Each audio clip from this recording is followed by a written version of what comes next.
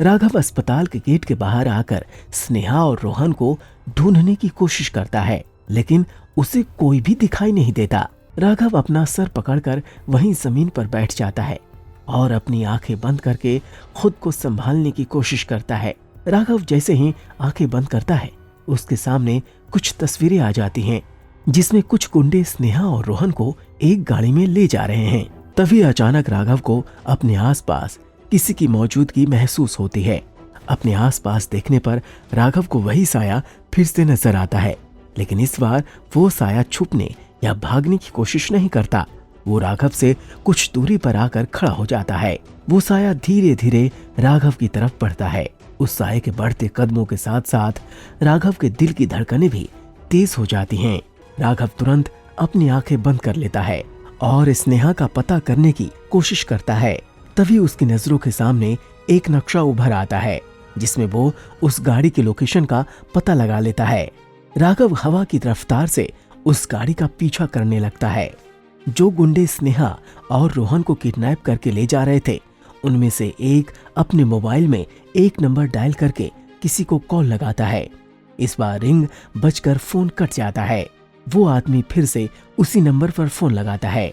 इस बार दूसरी तरफ से किसी ने फोन रिसीव किया। तुरंत ही कार में बैठे गुंडे ने कहा, रघु बोल रहा हूँ, आपका काम हो चुका है रोमी सर। अब बाकी बचे पैसे जल्द से जल्द अकाउंट में जमा करवा दीजिए। एक दो बार हाँ हाँ करने के बाद रघु आगे कहता है, बस एक छोटा प्रॉब्लम हो गया है। उस औरत के साथ एक बच्चा भी वहां पर था। वो शोर करके हंगामा ना कर दे, इसलिए उसे भी हम अपने साथ उठा ले आए हैं।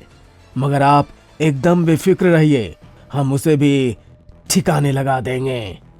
ये सुनते ही मलिक बोलता है, इडियट, वो सोनल मेहरा का बेटा है। अगर उसे एक खरोंच तक आ गई ना, तो वो तुम में से किसी को भी नहीं छोड़ेगी। मैंने जब सुबह हॉस्पिटल से निकलते हुए स्नेहा को कॉरिडोर में बैठे हुए देखा था, उसके साथ सोनल का बच्चा भी था। लेकिन मैंने तुमसे साफ तौर से कहा था कि वहां से सिर्फ लड़की को उठाना है, फिर तुमने उस बच्चे को क्यों उठाया? 2 गुना। अगर सोनल मेहरा के बेटे की सलामती चाहते हो तो 2 गुनी रकम देनी पड़ेगी। इस पर रोमी धीमी आवाज में जवाब देता है, ठीक है, हम पैसों का इंतजाम कर लेंगे। तुम बस सोनल के बेटे को सही सलामत यहाँ पहुँचा दो। उनकी ये बातें सुनकर स्नेहा की तो जान ही सूख गई है। वो डर से थर थर कांप रही थी और चुपचाप बस अपने आसपास की बातें सुन पा रही थी। इतने में गणपत एकदम से गाड़ी की ब्रेक लगाता है। पीछे बैठे सारे लोग आपस में टकरा जाते हैं। उनमें से एक आदमी जो खिड़की पर सिर टिकाए सो रहा था, वो गाड़ी चलाने वाले से कहता है, ए, अचानक क्यों गाड़ी रोक दिया गणपत? गणपत गाड़ी का शीशा नीचे करते हुए कहता है, लगता है कि कोई बेवड़ा रास्ते के बीचों बीच खड़ा है। खामाखा टाइम खोटी मत कर।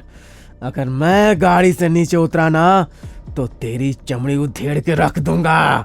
गणपत गुस्से में बोलता है, लेकिन फिर भी सड़क के बीच खड़ा आदमी अपनी जगह से एक कदम भी नहीं हिलता।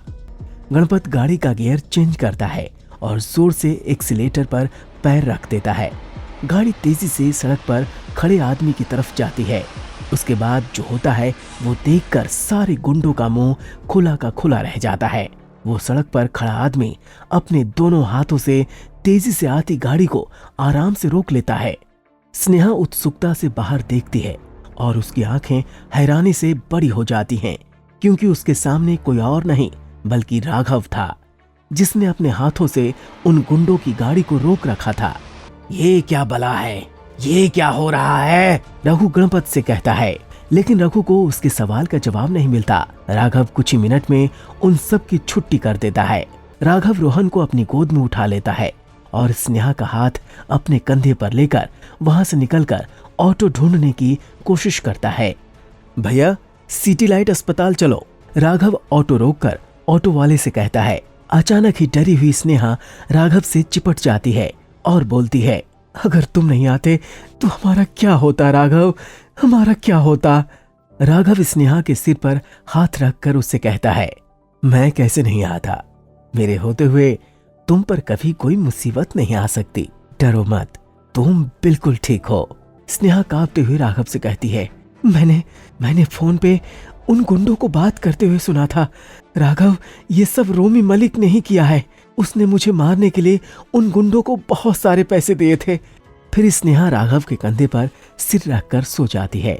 तब राघव रोमी मलिक को सबक सिखाने की ठान लेता है और पहले वो स्नेहा और रोहन को अस्पताल के गेट पर ड्रॉप करता है। तभी रोहन की नींद खुल जाती है और वो मम्मा मम्मा पुकारने लगता है। राघव ने स्नेहा से कहा, तुम रोहन का ख्याल रखना, मैं रोमी मलिक को सबक सिखाकर जल्दी वापस आऊंगा। रोमी मलिक के घर के लिए निकल पड़ा। जैसे ही राघव रोमी मलिक के घर पहुंचता है तो सीधे रोमी के घर में घुसकर उसकी कॉलर पकड़कर कहता है, तुम्हारा और मेरा आपसी मामला था, तुमने इसमें मेरी बीवी को क्यों घसीटा? राघव को अचानक अपने घर में देखकर रोमी के तो होश ही उड़ गए। ये जानने के लिए देखिए अगला एपिसोड सिर्फ पॉकेट एफएम के YouTube चैनल पर, और सुपर जमाई के सारे एपिसोड्स को सुनने के लिए डिस्क्रिप्शन में दी गई लिंक से डाउनलोड कीजिए पॉकेट एफएम।